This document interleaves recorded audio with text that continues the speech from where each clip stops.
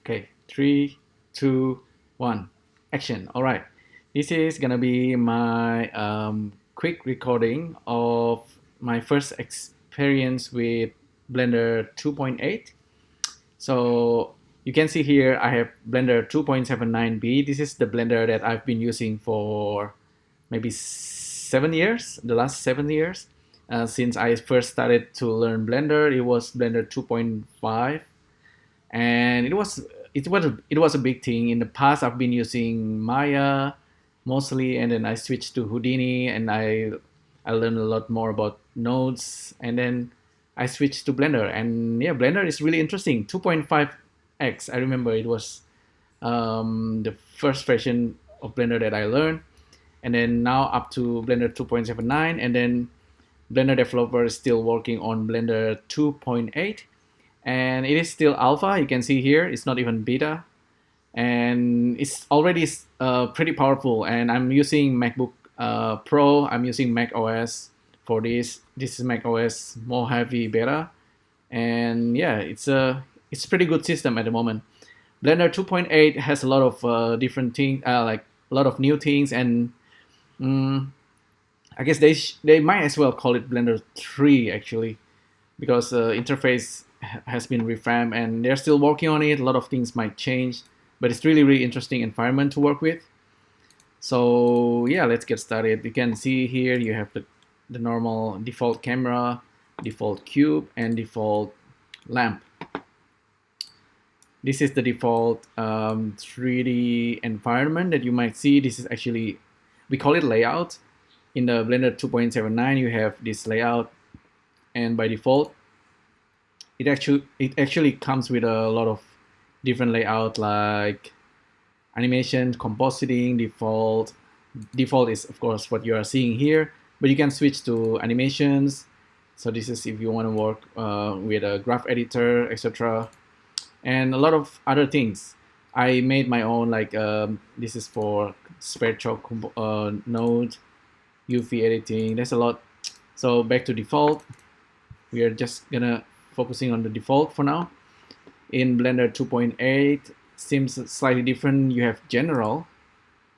You can actually, you can add a workspace.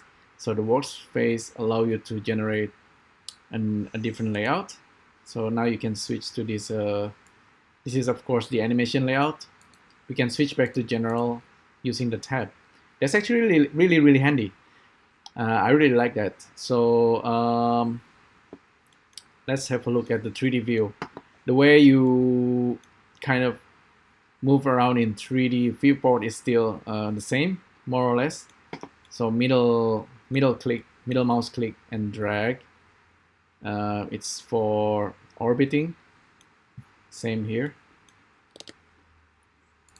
And you have scroll. If you want to zoom in, zoom out, you can also use the hold control and middle mouse button. So zoom in, zoom out. That's still the same. And you have a lot of new things over here, these little icons, with also some hints of what it does. So the first one, of course, switching between orthographic and perspective. The second one, toggle to camera. So it's that, like if you tap numpad 0, the same thing. Or if you are using the menu, it's actually view and then align view, align actually viewport to camera. So that's what it does. That's really handy. And then you have this move view, that's like the panning and zoom in, zoom out, orientations. Of course, what is this called? Preset viewpoint. Okay, the viewpoints, you can move, drag here to orbit.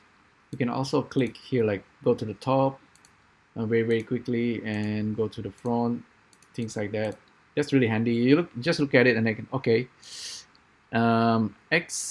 Positive x-axis is actually the front, so, and then positive y is the side, and that's top view. You can also look at from the bottom view. It's probably easier instead of the cube, instead of the box here. Just delete the box, tap X, that's a hotkey, and then just create a monkey head, and then put it at 0, 0, 0. and now you can focus on the monkey head, and then you can go to top view and then switch to side views and switch to the front view. Actually, that's the back. Okay, you can kind of toggle front and back using this guy. So again, that's orthographic and perspective. So yeah, that's really handy. Let's continue. That's the first thing you want to understand when you are using Blender the first time. 3D viewport is where you're gonna work most of the time.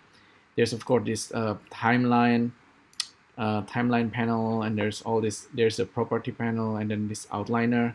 That's the default. You can always change it if you like. Say you want to have like property panel over here. You can also do that very easily. But we're gonna hide that for now. So let's get back to Suzanne. Of course, there's one more thing new here. There's a render engine. By default we are using Eevee.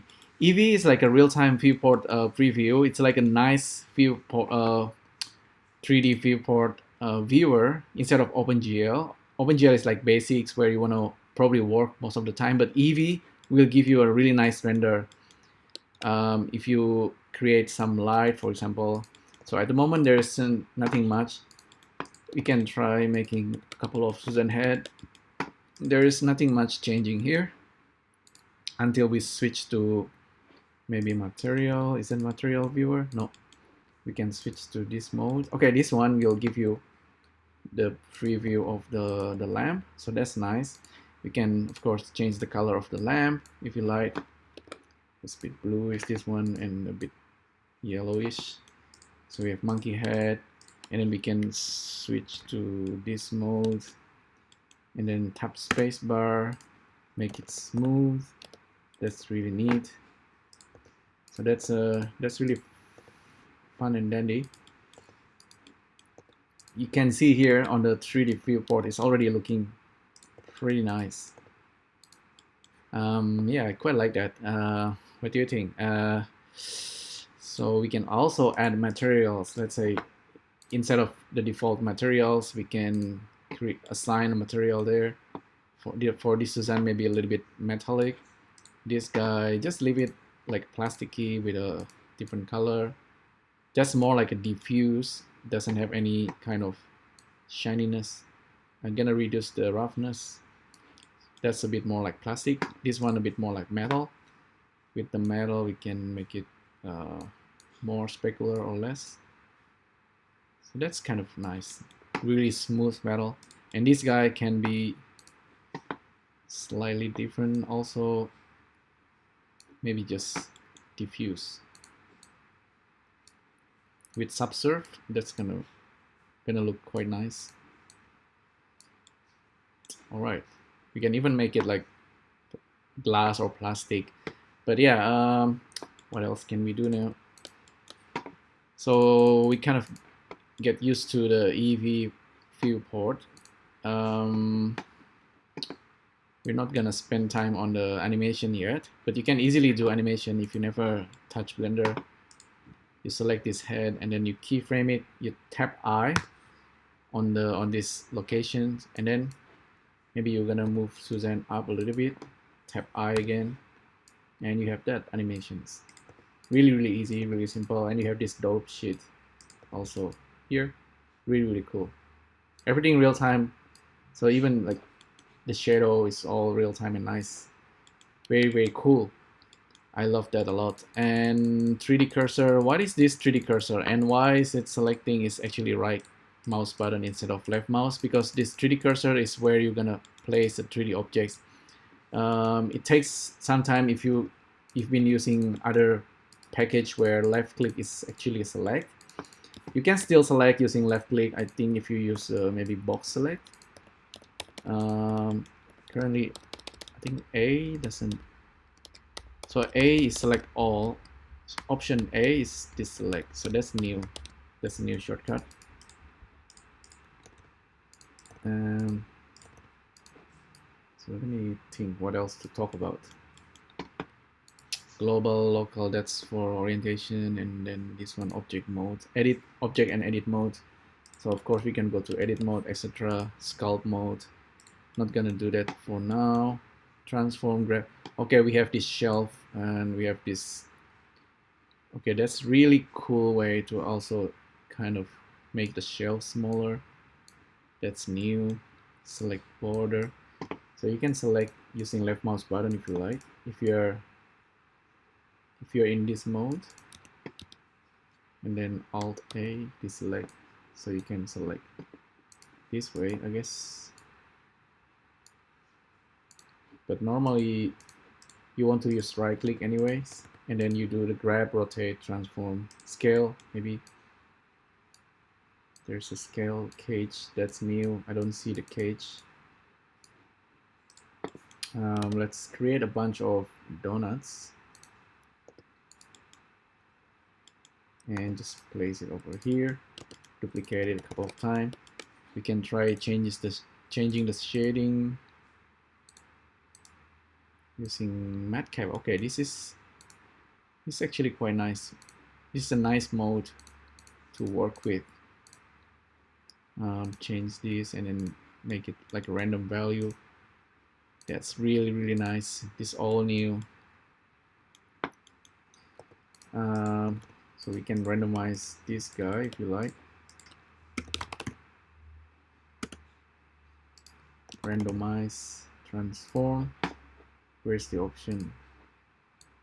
This guy right here. Randomize rotation. Randomize the seed.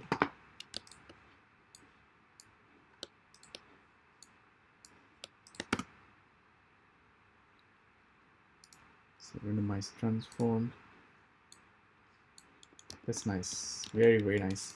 So anyway, that's just another quick test of this. I'm recording using this Animoji emoji in iOS 12, and just a quick test, just getting used to these modes. All right. So there you go. Another quick look at Blender 2.8 Alpha, and hopefully you enjoy this, and I'll see you next time. Thank you. Bye.